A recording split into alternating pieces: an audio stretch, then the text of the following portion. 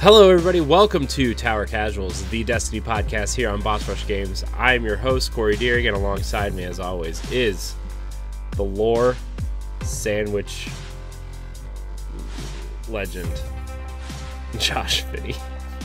The lore sandwich. I like that. We didn't even make it 30 seconds into this podcast before we're going to bring up sandwiches. I mean, look, we both had a career moment this weekend, right? We really did. Okay. We did. It was a special moment. Yeah, so for those of you who watched Tower Casuals live last week, you know that we did a 1v1 last week with Josh, and we talked about Earl of Sandwich, and we tagged Earl of Sandwich in the post, and maybe a little pushing from me, but they retweeted and commented on our podcast, and it was a career highlight for both of us. That's all I have to say. At least it was for me. Yeah, it really was. You know, we were not exaggerating. We had about a solid 10 to 15 minute discussion just on the semantics of the perfect sandwich order from Earl of Sandwich. That's true. And we came to the conclusion nothing is bad. You cannot order a bad sandwich from there. It's factual. You can't. And I had to rub some salt in the wound for Corey. I waited until I could see his reaction live to tell him that I actually had Earl of Sandwich on Saturday, that when my father, my stepsister, and her mom all went to Florida a couple of weeks ago. They called me from Orlando. They said, "Hey, we're getting ready to head to the airport. Is there anything you want us to pick you up?" And I was like, "Man, not really. Oh, wait. I'd really like a sandwich." Like, you just hear her in the background go, "A sandwich?" I was like, "Yes, but not just any sandwich. I want a Hawaiian barbecue sandwich from the Earl himself." And you know, I wasn't quite sure if they made it. And you know, I stopped by their house last weekend. You know, picked up some nice brisket my dad had cooked up. Picked up some beans, some fixins, and he's like, "Son, there's something in the freezer for you." And I open it up, and it's just like, it's like when Indiana Jones finds the Ark, and it's just like glowing. It's just this incredible moment as you pull that sandwich out. You're like, "Oh my god, yes!" It's like that. It's like the cartoon moment with the angels singing, and then the little light just shines down. And I mean, I'm pretty sure that there was a small prepubescent Catholic choir singing behind me at that point. I got the sandwich. I just kind of held it for a minute, guys. Took it out of the foil very carefully, popped it on a plate in the microwave. Boop, boop, boop. 2 minutes later. You didn't just heat up the oven for like a minute? I did not. I put it in the microwave. Corey, I was so impatient. I needed the Earl right then. Okay. I needed the Earl in my mouth. I did. I needed the Earl to be in my mouth. And it was a spiritual experience for me to have the Earl sandwich visit me in Texas. It was fantastic. I savored it on the way home. You know, I spaced it out. You know, took a bite, put it down. Maybe another 10 minutes passes. I'm in traffic. Take a couple more bites. I finished it as I was approaching home, and it was just, you know, monumental moment, guys. Earl sandwich. Go give them all your business. Holler at them that they should like, share, and retweet this podcast. And they also, if they want to sponsor this podcast, yeah, they don't need to pay us in real money. They can just pay us in sandwiches. We'll be fine. If they could just like overnight some sandwiches and like those refrigerated boxes to us, that would be acceptable. Yeah, or you know, a lifetime supply of, you know, like just want a card with like an infinite amount of money just to use there. I'd be like, open an establishment in Ohio and in Texas, and I think we'd be okay. Look, but don't. Here's the thing. I would love an Earl sandwich in Ohio, but don't put it in like Cincinnati where it's like 4 hours away. Okay, I need it in like the northeast region. Okay, I'll drive an hour and a half to Earl sandwich. Okay, I would make the 2 hour drive. I don't really feel like driving to Cincinnati for that. Maybe I would. I'm lying. I would totally would. I mean, I would drive up to 6 hours for this sandwich. Yeah, you know, I mean, maybe farther. There's one in Chicago, which is 5 hours from me. So there's one in Chicago? Yeah. I spent an entire week in Chicago and did not know that the Earl was within my vicinity. I'm ashamed. You want to hear a story? You want to hear a story? Sure. My wife and I, when we went to New York the first time, I knew there were other Earl of Sandwiches, but it never dawned on me that like there would be one in New York City. And we turned down a street and we walked right past one, and I had to say, stop. And we got Earl of Sandwich. I have never been more proud of you than I am in this moment. Yes. So not for this show, not for anything we collaborated on, not for figuring out sleeper stimulant. I'm proud of you for this moment, Corey. I know. It was sandwiches. It was a very proud moment. And then the most disappointing words I'll ever hear. The sandwich is all right. I was like, oh, gasp. Nope. That's it. Deal breaker. Yeah. So, I told her it was okay to be wrong, but not in this moment. So, understandable. It's okay. So, yeah, that was a career highlight. You think there's an Earl of Sandwich in the tower? You know, I think Cade not only liked ramen, I think he was a sandwich patron as well. Zavala doesn't strike me as a sandwich guy. He strikes me as like kind of somebody who needs more like form. Like he would like a Subway. He wants it very like he just wants the same thing every single time he goes. He doesn't want to spice it up. Yeah, you know, I totally see that. If you and even if you mess it up, he will make sure to go back and fix it, and it will be exactly the same. I'm pretty sure that the Drifter and Cade were huge Earl Sandwich fans. I think they had the regulars, but they like to spice it up occasionally. Yeah, you know, Ikora maybe getting down in there. Eris definitely stops in every time she's in the tower. I definitely see the Drifter. Like when it's Thanksgiving time, right? He gets the holiday sandwich special. Oh, he absolutely gets the holiday sandwich special and doesn't understand why other people don't like it. He unironically gets it. Yeah. And he'll get two just to shove it in people's faces, you know? Oh, well, absolutely. You know, Cade's the guy who kind of plays fast and loose. Cade is the kind of man who I think would not only enjoy the Hawaiian barbecue, but he strikes me as the kind of guy who would probably get a patty melt if he went to a burger joint. Mm-hmm. He just wants it anyway. He doesn't matter how messy it is. It doesn't matter what's on it. He wants the business. That's what he wants. Cade strikes me as a fellow who gets two sandwiches and then eats one half of one sandwich and then the other half of the other sandwich and then alternates until it's gone.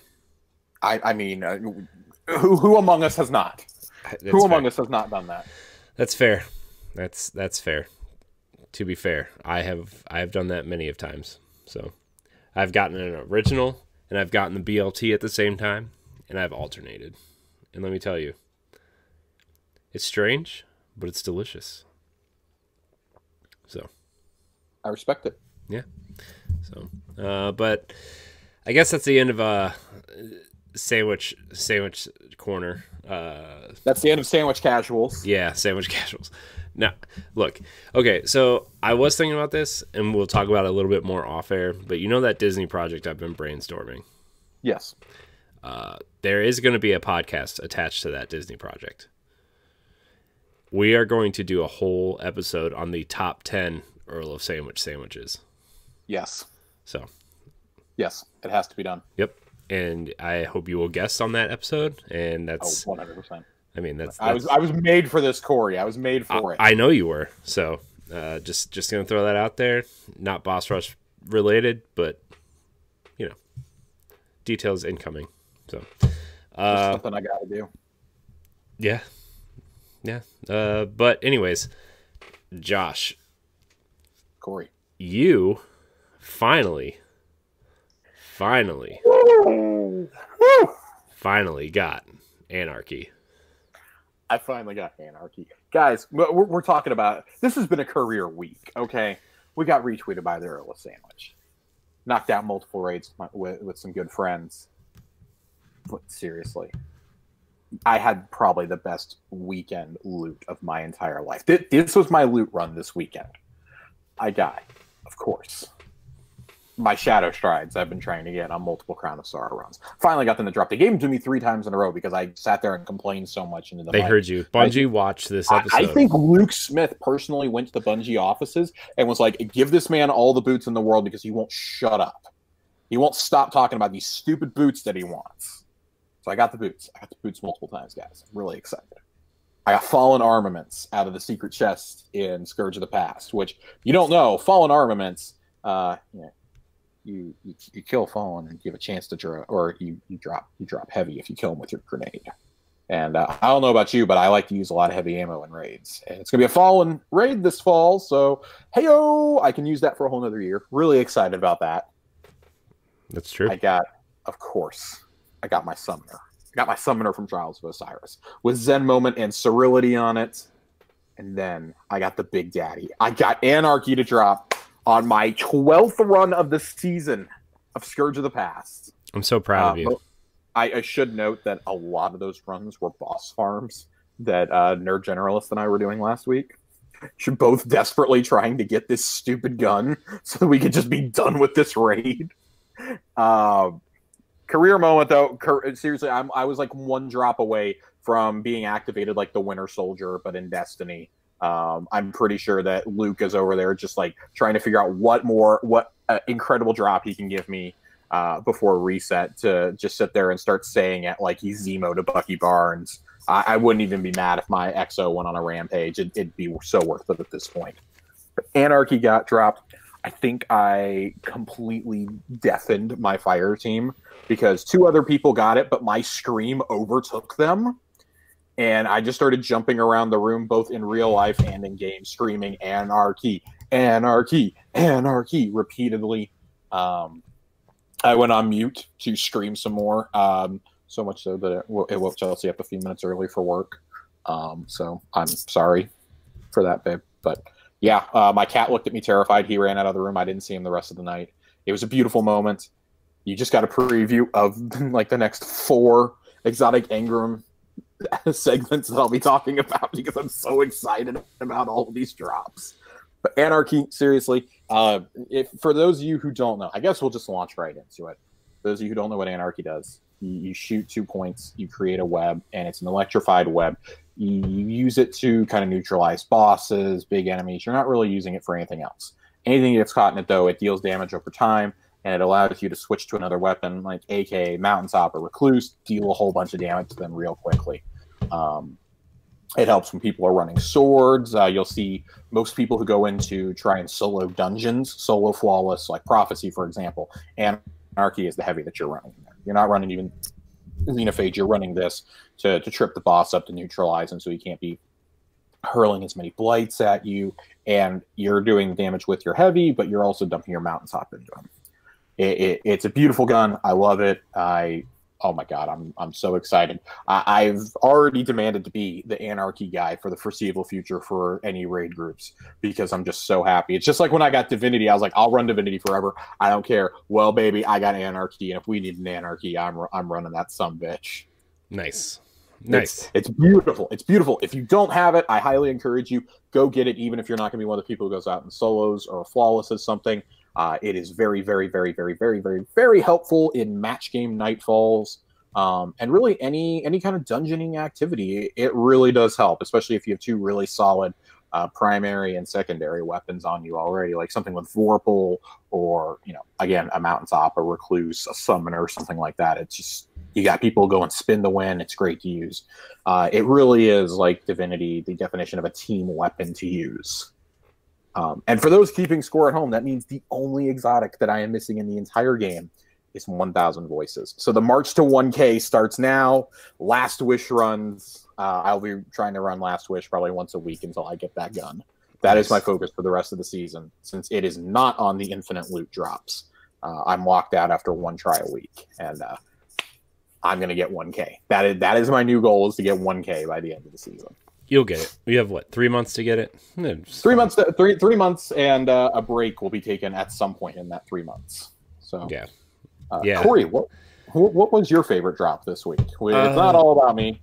I'll sit here all night and gush about Anarchy. Well, I didn't get anything cool like that. I did get Jade Rabbit.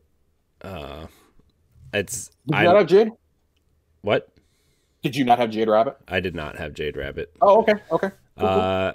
It's not really my favorite drop of the week. I got Jade Rabbit. I got Axiom War Rig. I got Two-Tailed Fox. That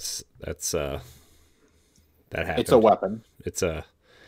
Remember everybody was like, it's going to be the second coming of Gallahorn, and it just like fizzled out. No, never. I've never seen a single person use that gun. No, I've never seen anybody use And it they either. even gave it to us. They gave it to everybody for free at the beginning of Shadowkeep, and nobody's used it. I know. So I got that. I finished my Risk Runner quest just because I need space in my whatever. But I did start.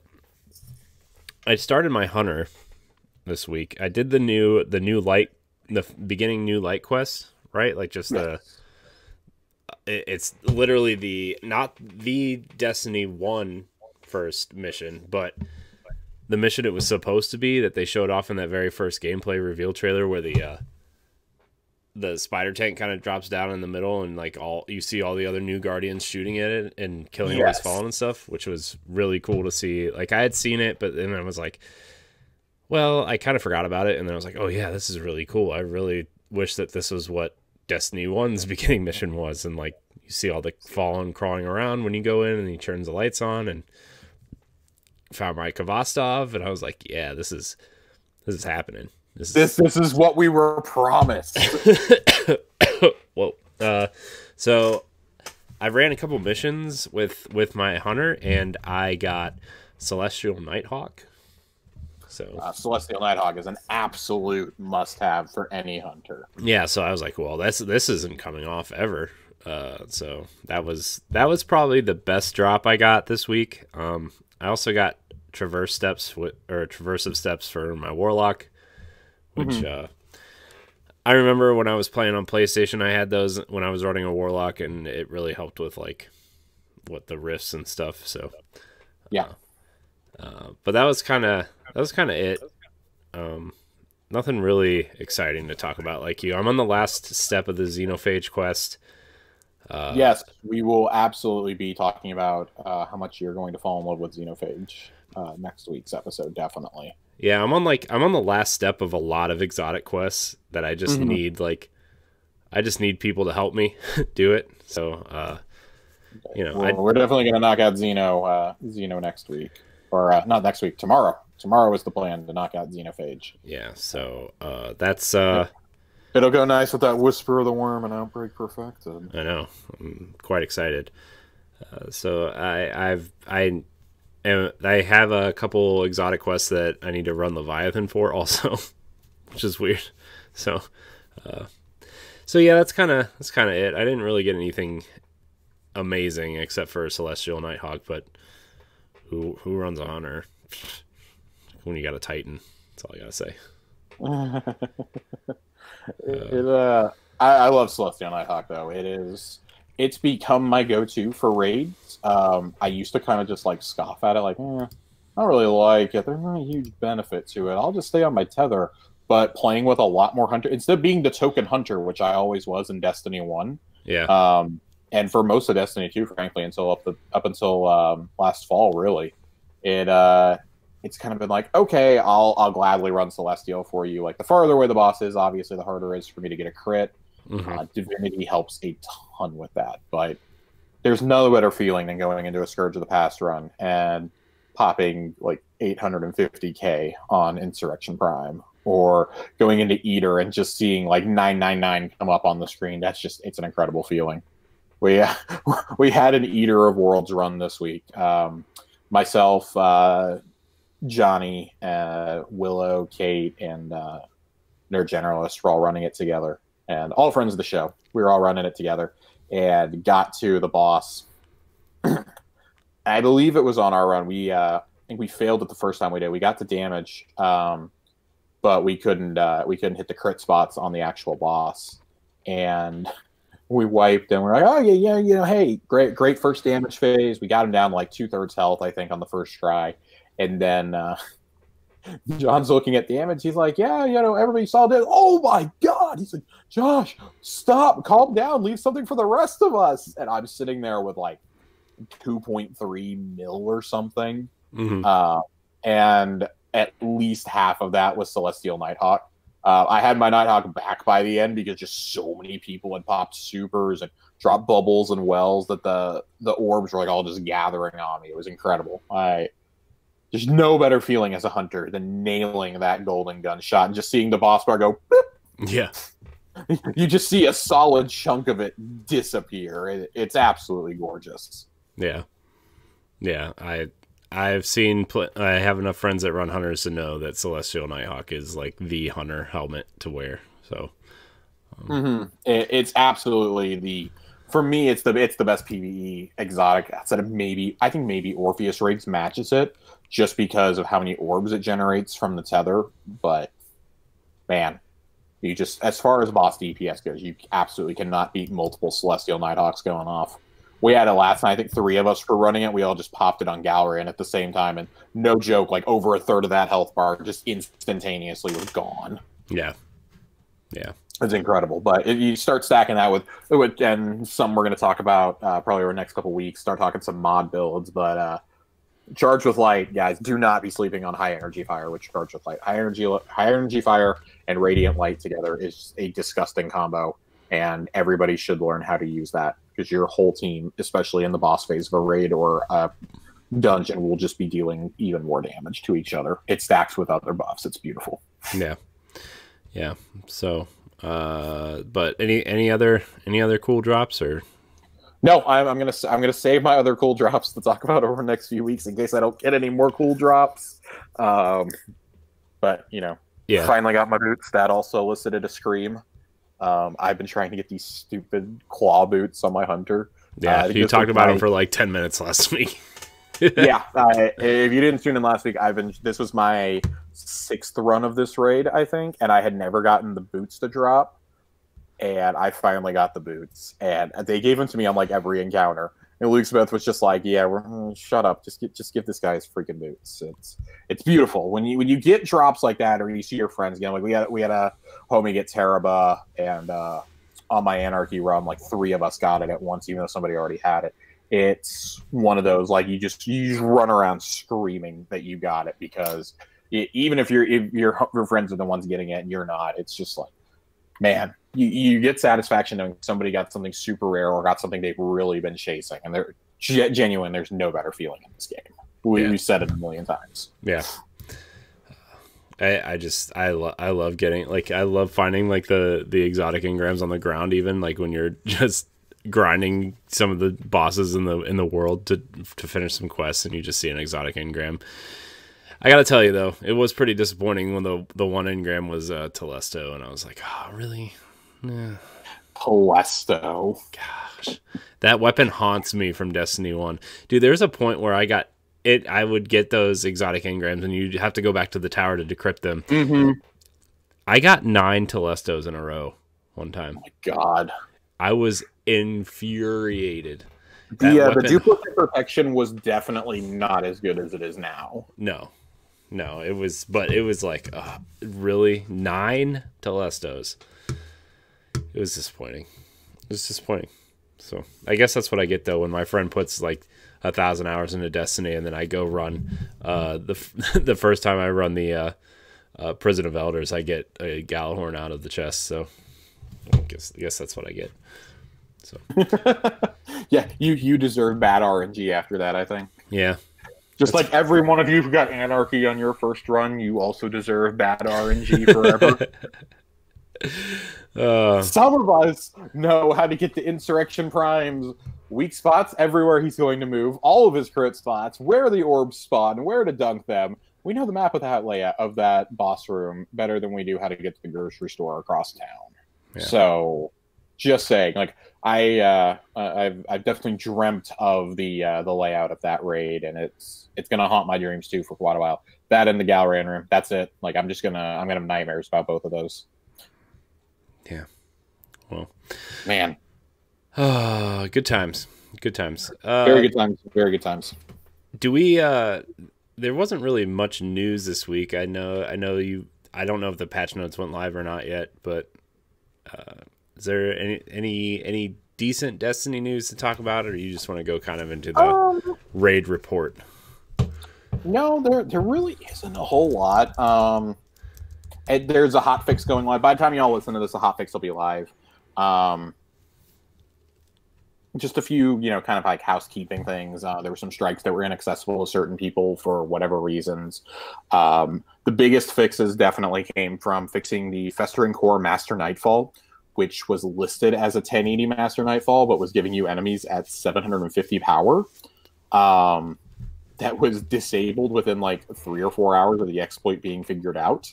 And this led to a meme in the community of thanks Redeem, because Clan Redeem is the one who consistently figures this stuff out. And then the Contenders shell in the Leviathan raid, I believe, has been fixed also. Leviathan rewards of XP Glimmer and chances toward extra exotic Ingrams or bright Ingrams are now on a weekly loadout.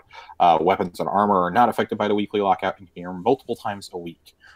Basically, there was a big glitch where people were going in and they were just spamming the dogs encounter and resetting their checkpoint and going in since it was the first encounter that week. And certain streamers were at it for like 10 or 11 hours and got something like 45 bright Ingrams a piece and like 30 something exotic ones, 200 Umbrella Ingrams, just like all sorts of crap was dropping from them. And it pretty much fundamentally broke the game's economy. So Bungie is apparently trying to avoid that happening again. The Contender Shell does give you an additional chance to earn Bright Ingrams or Year 1 exotics. I believe that perk has now been fixed to be on a weekly lockout again. I guess when they lifted the lockouts on the Leviathan, they accidentally lifted that as well. So, yeah, just some fun ones that got nerfed, but that's it. We really didn't have much news this week, though. It was a pretty quiet week after the big games Game Pass news the week before. Yeah, I mean, there's been a few weeks of huge news that I feel like taking a week off of news is probably all right. So, yeah, I mean, we're about to dive in. Next Tuesday, the 11th, starts the Solstice of Heroes. So your special Age of Triumph armor will be available to get. We have seen a leaked image of it. It looks really cool this year. Armor looks so cool. I need it. I actually care about it this year for the first time ever. I normally don't like how the armor looks, but it looks really, really cool. I know. It looks so excited cool for that. Less excited about some of the masterworking objectives for them, but we'll see. We'll dive into that once everything's actually confirmed. Yeah, I'm really excited for that armor. This is like the first time I think I've ever cared about it, honestly.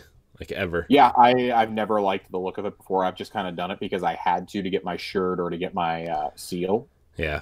So, and I can actually skip it this year if I want to, but I'm not going to because I really want my title and I really want my armor. So yeah, I'm definitely gonna try to grind out that Titan armor at least. I might try to do it on all three. Honestly, it's I do not have it in me to do all three. I barely get through one.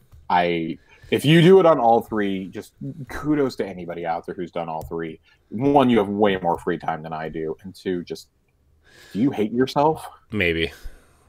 I probably won't try to do it on all three. I'm gonna at least do it on my Titan. I think though, for sure. So. For sure. Yeah. I'm excited for it. I'd like to see if they do a stasis glow. Yeah. Once we get to the end of the season. Yeah. I bet they do. I bet they do.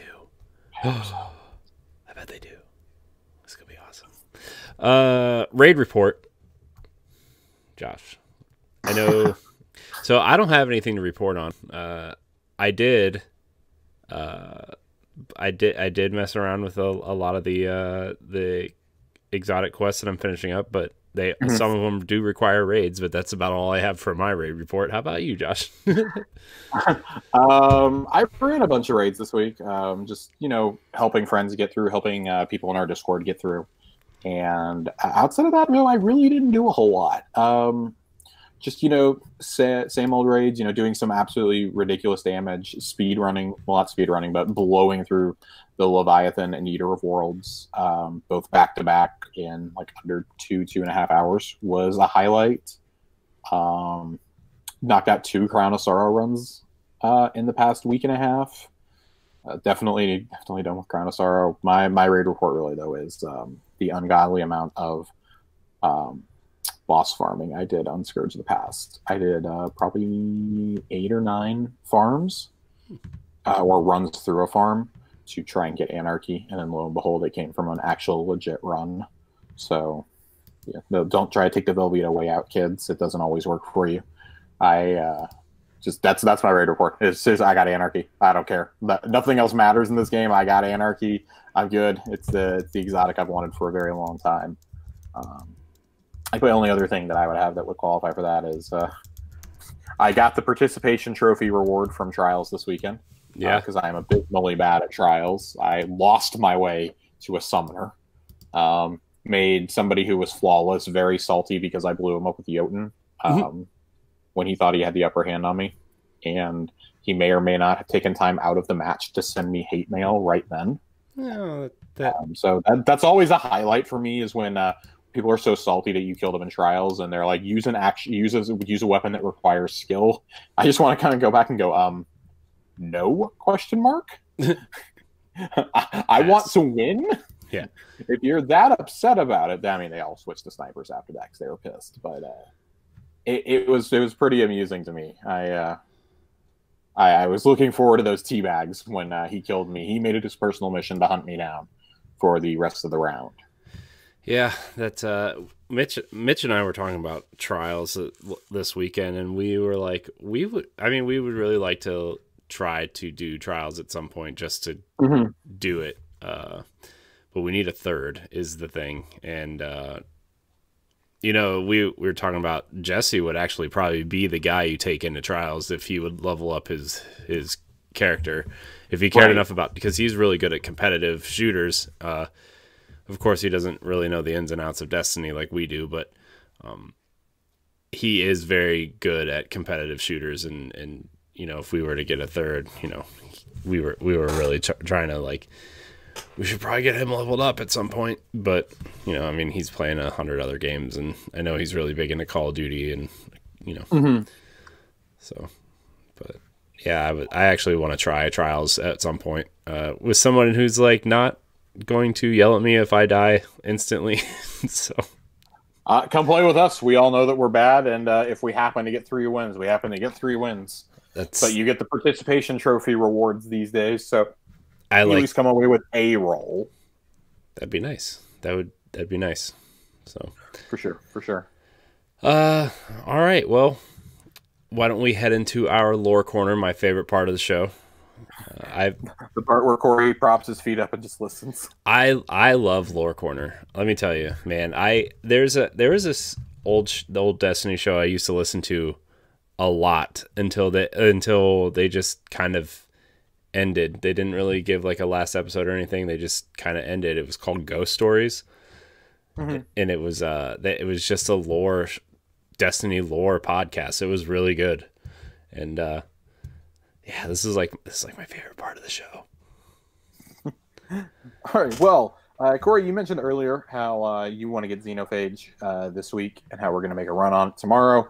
So today's lore corner is really, really timely. We're going to talk about the Pit Heresy and Xenophage. I don't remember what order I said we were going to do the next few topics in last week, but I have a feeling I'm jumping a little bit ahead here. This is going to kind of go into our discussion on the Hive in general. So we're going to start off with the Pit of Heresy and Xenophage today. We're going to cover over the next few weeks the Orsinium Court, Sabathun, and Zizua Wrath. Kind of hoping this probably would have been the week to do the Orsinium Court and Sabathun, since it's a short week, but I was out of town for most of the week. So we're going to cover those. We're going to get to Eris, and then we're going to kind of work our way into anything else that's leading into Beyond Light. We just have a whole lot of Hive to cover from Shadowkeep. So the Pit of Heresy. Pit of Heresy is, of course, the second dungeon in the Destiny franchise after the Shattered Throne, which, if you recall, we talked about a couple of weeks ago. It centers around the Hidden Swarm on the moon. They are attempting to revive their champion, Zul'Mok. Zul'Mok was a sword-bearing champion of the Hive on the moon in the wake of Crota's death. Kind of became one of their leaders in a way on the moon, and eventually he was slain. He was killed, and some of the granddaughters of Oryx decided that they were going to try to revive him. And the ritual that they were committing goes, of course, against sword logic. Them and Hashladun, who you'll remember from the Scarlet Tower strike. We go kill her. She's the daughter of Oryx. We find out that she was trying to use the Pit of Heresy, and specifically Zul'Mok, to revive Oryx himself, to revive the Taken King. And they were able to do this if they cheated the sword logic to bring him back, because when the Guardians slew him on the Dreadnought, according to sword logic, the Guardians should have absorbed his power and taken his throne world for themselves. The Guardians declined to do that. So that may come back into play with the Destiny content vault. We may end up having to seize it for ourselves with the darkness eventually. So Yeah. just so like when we killed Oryx, we were supposed to take the throne for ourselves, the throne world. Yes. We were supposed to take it to Throne World. By the power of the sword logic, when you defeat somebody else, you absorb their power. You take their power for yourself. Right. So the Guardians declined, but yes. If we have to go back and do it with the darkness, does that, I mean, to make sure the throne world doesn't, like, to make sure Savathun doesn't take over the throne world, do you think we have to take it to keep it from her? I personally think that Savathun, because Savathun knows ways to infiltrate Oryx's throne world. She actually sends Kira to do that way back in the lore, like millennia ago. Sent Kira the Vexmind in there. And I'm actually kind of wondering who's in control of the throne world now. I do strongly suspect it's Savathun. I do think next fall we're going back to the Dreadnought. And either in a reprisal of King's Fall, like maybe he's been resurrected somehow, we have to kill him. I could see that happening. Like, oh, you have to beat the reprised King's Fall in order to access the raid where you actually take down Savathun for good, to use Oryx's power. I could see that now that we have the powers of darkness. Maybe we're like, oh, well, I'll think about taking that. But we know canonically our character, the young wolf, the hero of the Red War, whatever you want to call them, the Avenger of Cade 6, has declined to take that power. And according to the storyline, we should have. According to the sword logic, we should have. We rebuke it instead. So what Hash Ladoon and the other Death Singers were trying to do was, is literally heresy. They're kind of trying to do what Knockers did. They're trying necromancy in a way to try and bring back Oryx to fill that void, and they would be able to do that through a bastardization of the sword logic, since we never claimed his power for ourselves. That means that part of him still endures. And of course, there is the touch of malice still floating around out there. We know that Eris herself was the last one seen with it. So I have a very strong feeling that's going to come back into play over the next year as well. Great. Yes. But there's another exotic weapon that actually ties into the Pit of Heresy. Go ahead. Can't wait for everybody to say people who can't raid with them if they don't have touch of malice. Oh my god. With how, what do you call it? Well of Radiance works these days. Well of Radiance with a Titan bubble. I could absolutely see that becoming the new, you must have this in order to down raid bosses in one attempt. I really hope it doesn't get to that point, because there's so many more options now for DPS than there used to be. But there's still like 3 or 4 that are really, really, really solid. I could see that being a thing. Like this next weapon that we're about to talk about. Xenophage has become one of those weapons. Xenophage is the exotic machine gun that we find within a secret quest that is tied to the Pit of Heresy and the moon. And it contains a Guardian in it. So, yeah, bear with me on this one. This one's actually really cool. Eris Morn's old friend, the hunter Omar Aga, was part of Eris's doomed expedition to the moon to slay Crota. Eris is, of course, the sole survivor of that. She watched her friends die. One of her friends, Vel, dies from being torn by the thrall. Toland goes crazy, of course, following the Death Singer song, and it now wanders the Ascendant Plains. And Omar was his death was personally watched by Eris, and it was excruciating. The Hive tortured him, specifically a wizard, one of the wizards that we slay in the Crota's End raid, tortured him endlessly, experimented on him. They not only ripped his light out they literally fed his light to Hive soldiers and to the thrall to make them more powerful for Crota. They rip his soul out as well. And Eris thinks that he's dead. He's gone. Decades later, hundreds of years, I believe, have passed at this point, to the present day. Omar awakens, and through the Xenophage quest, we find out where he is. We go and we do the special room inside the Pit of Heresy. We recover an object, and we take it to Eris. And Eris takes him and puts him into an old machine gun, which we find out the Xenophage was actually Omar Aga's gun. kind of continuing a trend of us getting legendary weapons that have been wielded by other Guardians, such as the Mountaintop was Shax's weapon at the Battle of Twilight Gap. We've wielded, of course, Whisper the Worm, the Touch of Malice, the Black Spindle, all of which are tied to Hive Gods. Ray's Lighter was a replica of Shax's sword. There's been plenty of instances in the past where we've done this.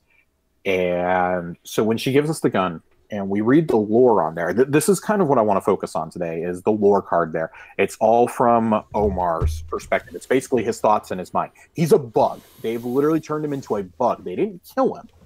He's still conscious as a bug living inside your gun, which is just, it's insane. If you go back and look at some of the images from PAX last year, we saw this gun on display, and you could see the bug in it. We're like, what the hell is this? This is going to be the coolest thing we've ever seen in this game.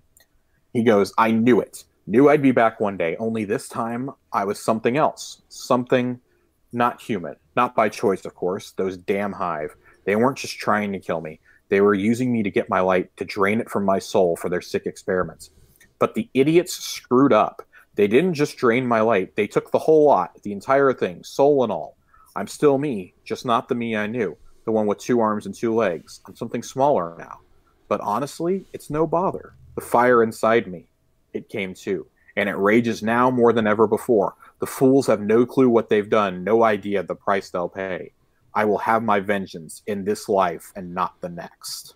Ooh. Yeah, when Eris hands us the gun, she basically admonishes us to use Omar's weapon to desecrate the Hive with it. And the result is the best, arguably the best DPS weapon in the entire game right now. Xenophage is a really cool weapon. We'll definitely have a full-on discussion once we get Corey Xenophage. But I think it definitely has one, outside of Touch of Malice and Whisper, it probably has the coolest story behind an exotic, to me at least. Just how it ties into the lore, and it actually ties into the storyline. Like, a lot of these exotics, they're just like, oh, these are kind of cool weapons. But I like ones like this with these interesting quests. Like Divinity is another one of those. Like, Divinity is literally a Vex weapon that we take for ourselves. Whisper the Worm is Zol's soul, but in a gun. Like, that's why we hear Zol talking in that mission. Is he basically abandons Nokris for us. He recognizes that we are worthy of wielding the power of a god. So instead of being doomed to die forever, he's like, nope, screw it. I'm throwing in my lot with the Guardian. I'm going to serve this guy now. Just like the Touch of Malice allowed Oryx's spirit to technically endure. So I think it's so fascinating when we do missions like this that tie into the overall storyline and aren't just like, oh, that was a cool drop. Like, there's actually a reason, the reason, the lore behind Bastion that we got back in Season of the Dawn. We were wandering the corridors of time and come across a funeral, come across our grave. And that's how we get the gun. We get the gun from our grave in the future. And Saint 14 basically saying, he was laid to rest with, the Guardian was laid to rest with their favorite gun, but you can't change something when somebody's dead. And then he remembers how we saved him in the past, and he goes, but maybe something can still change. Basically talking to us in the past. He's talking to us through time, almost like he can sense that we're there. And I think weapons like that ultimately the story's going to progress no matter what, but kind of in a true role-playing game sense, almost alter your fate, almost alter your Guardian's storyline. We have so many hands in saving people or enduring things that probably we shouldn't be playing with, like the Whisper, the Touch of Malice. And then there's this. We're helping a Guardian who is still alive, just kind of as a cockroach, and mowing down enemies with it. And it's absurdly powerful. It's beautiful. And that's awesome. This week's Lore Corner. Love it. I love it. I like how, his rage is just pretty much just mowing people down as this giant gun. And he's a hunter. He's a hunter. He's not a Titan. He's not a Warlock. He is a hunter. The hunters are out here representing, even though we get no respect. We're out here representing. I mean, look, hunters might not like Titans. Titans might not like hunters. But I think we can both agree that the Warlocks are the worst.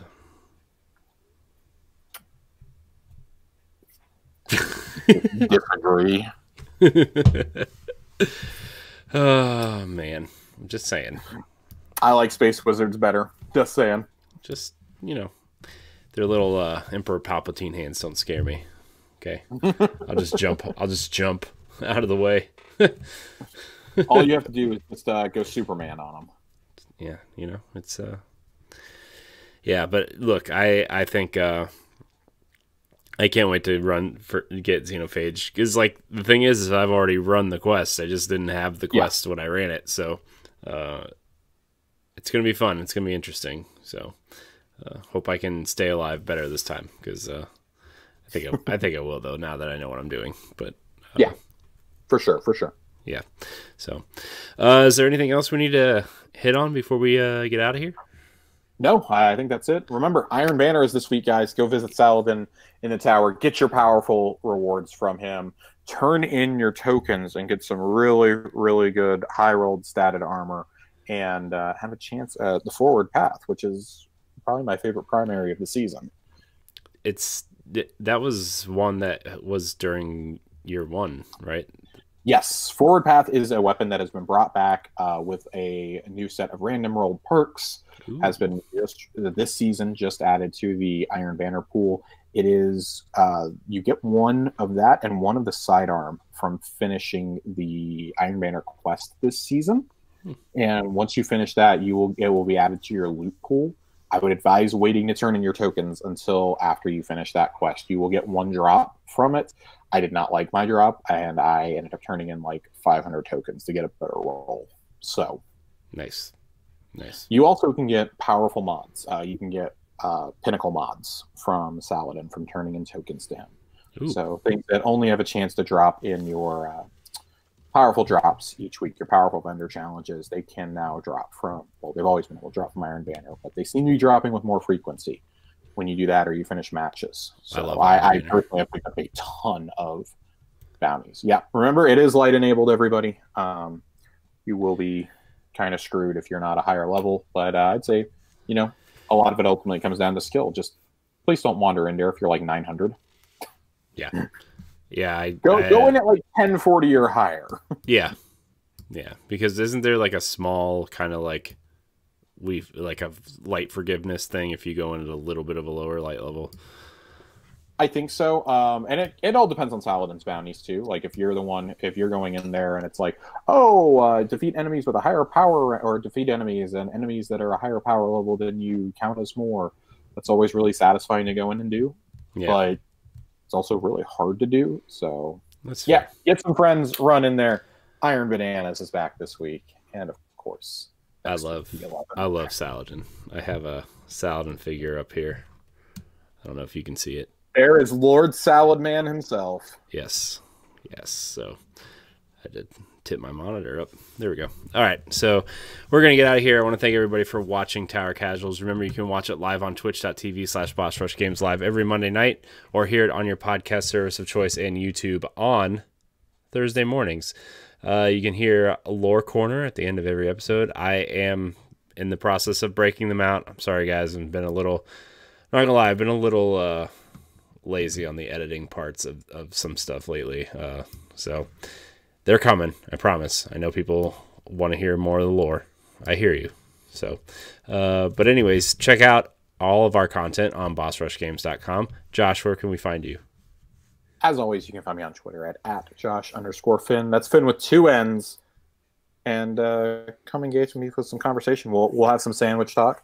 We'll talk about Spider-Man and the Avengers. And, of course, wonder aloud with everybody else in the world, when on earth am I going to find out how much I'm paying for this plastic box this fall? It's fair. You know, I mean, look, that PlayStation event is Thursday, and they said there's no PlayStation 5 hardware talk. So that terrified me. I'm like, well, we very well may not get these consoles this year, and they're just too afraid to say it. Yeah. No, look, here's the thing. It's not because of Corona we're going to get it. It's because nobody wants to say the price first. And they're just going to delay them until somebody says the price. But there was a thing where somebody said that the Xbox Series X pre-orders are going to go live soon or something. So I don't know where we I know saw that it, Microsoft has an event this month, which has been kind of jokingly referred to by some people as Xboxing Day, in which they're supposed to reveal Lockhart, the final launch name for Project X Cloud, talk about what devices it'll come to right off the bat.